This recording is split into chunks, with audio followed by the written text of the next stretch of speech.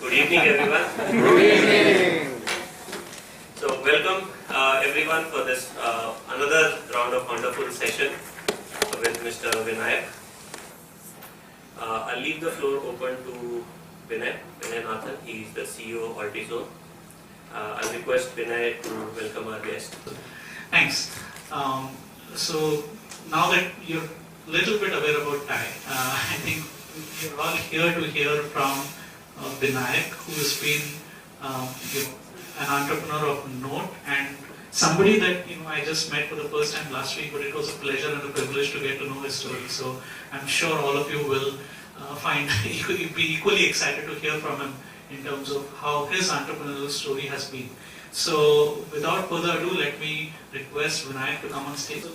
Thanks, Vinayak. I really appreciate you taking the time out and talking to. I guess let's get a sense for the audience first before we get going. So, Absolutely. How many of the audience, let's say, are entrepreneurs themselves or already started on their entrepreneurial journey? Fabulous. Okay. So we have true to TiE tradition and almost 100% entrepreneurial audience to waiting to hear from you. So Vinayak, in terms of getting the whole story going, I think as we discussed, it would be great if we basically ran the whole session through anecdotes about different phases of your life, and you had a few key points that we needed to cover. So let's start probably right at the beginning in terms of your career and professional path and how you got essentially going in terms of this entrepreneurial journey and take it as it comes along. So just as the session is largely going to be Vinayak talking, I'm just basically going to check if there's something that you mentioned. You tell me when I should stop. Sure. And yes, so we'll take, as discussed, a break sometime after 20 minutes or so that we get some questions maybe in between. Yeah. Right? So we'll hear some other voices as well. Right? Yeah. Sure. So variety is always good. Yeah. So Yeah. to the early years and how do you get Early years I was, as you might have read in my introduction, I'm a mechanical engineer from IIT Bombay, and then I did my post-graduation in management from IIM Capital.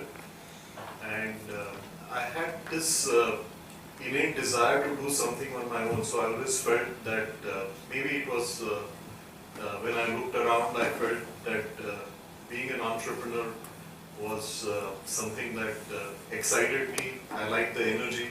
So it was in year 1983 that I was working with Alpha Laval as one of the managers in the systems. In those days it used to be called the EDP department. And I had decided, I had made up my mind that I would quit and I would start on my own.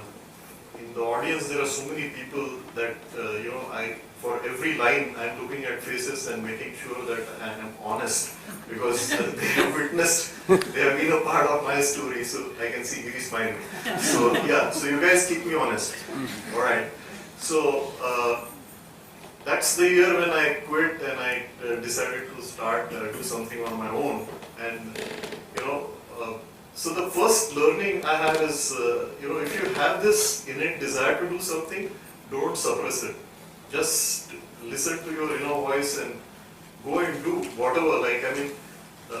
As I will describe it later, what I did then was quite stupid. But I just went ahead and did that just to satisfy my inner desire to do something and be an entrepreneur instead of working for a multinational like Alpha Laval. So, what to do? I wanted to do something. So, when I was in Alpha Laval, I sent out a man, I employed someone, and I had this idea of exchanging information using computers. So I called it Informex, or Information Exchange. And I didn't know what information needed to be exchanged, so some kind of test marketing or validation had to be done. So I employed a guy who was just a diploma engineer, and I told him that he should offer services, that we are providing information to advertisers of, let's say if there is an advertiser for house or accommodation, he would go and offer some kind of accommodation on the rent or for outright purchase. If there is an ad for an employee needed for some organization, he would go and offer that. And then he would observe the response from the. So the second learning I had was that it's always good to, before you commit to any plan, it's always good to test the waters. Whether there's how well that business would do can be quickly judged without spending much money. I must have spent 500 rupees that time that's what I paid this guy. But the response was very, very distinct that if you want to exchange information, there is a need which is unfulfilled if you exchange information between prospective employees and employers. That's something where people are saying, yes, we want. I mean, we're badly in need of this information. So the decision was reached that we would exchange information between prospective employers, and it's something like a computerized employment exchange, and we needed to buy a computer. So it was a grand plan. So that time, maybe the audience needs some context in terms of why it was a grand plan.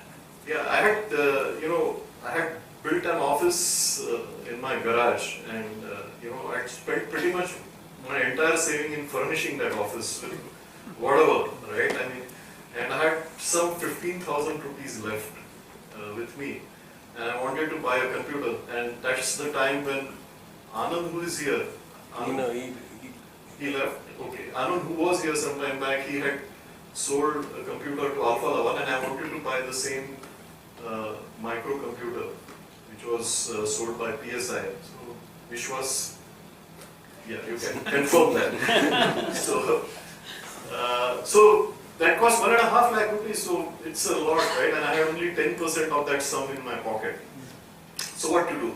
So the bank said minimum you have to contribute is 25%. I had only 10%. So, but then they said there is this IDBI refinancing scheme, though you can go and get it refinanced by IDBI. So I went for the IDBI refinancing scheme for the sum of 1.5 lakh rupees. Imagine going to the regional office of the bank, which at that time was in Mumbai.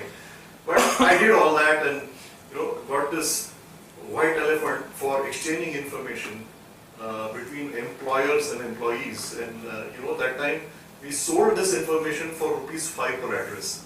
So it was, I thought there are so many, I went through the population of Pune and calculated even if 2% of people and all that, multiplied by 5. So it was a crazy thing to do, yeah. I mean, all my relatives, including my wife and everyone said you're crazy. So, but I didn't listen because I was restless. I wanted to do it. So even before the computer came, we used to go and take computer time at 130 rupees an hour and print addresses on, just because I wanted to tell my customers that it is computerized. So there was nothing. They could have been typewritten addresses, but those computer sheets made sense because then it is computerized. So so that was the thing that's how we started.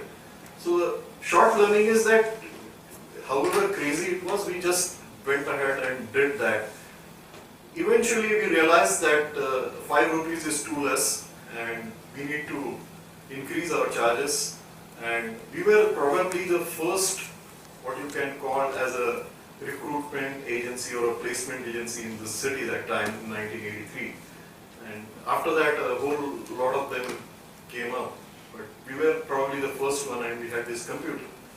So how to recover the cost because the bills were piling up. So friends helped me. So Anand, who had sold this behemoth to me, a white elephant at that time, he helped me saying that, okay, I'll give you some customers, you seem to be writing good software, why don't you write some code? And then there were a few customers that those who had purchased computers from PSI, they handed that work to me.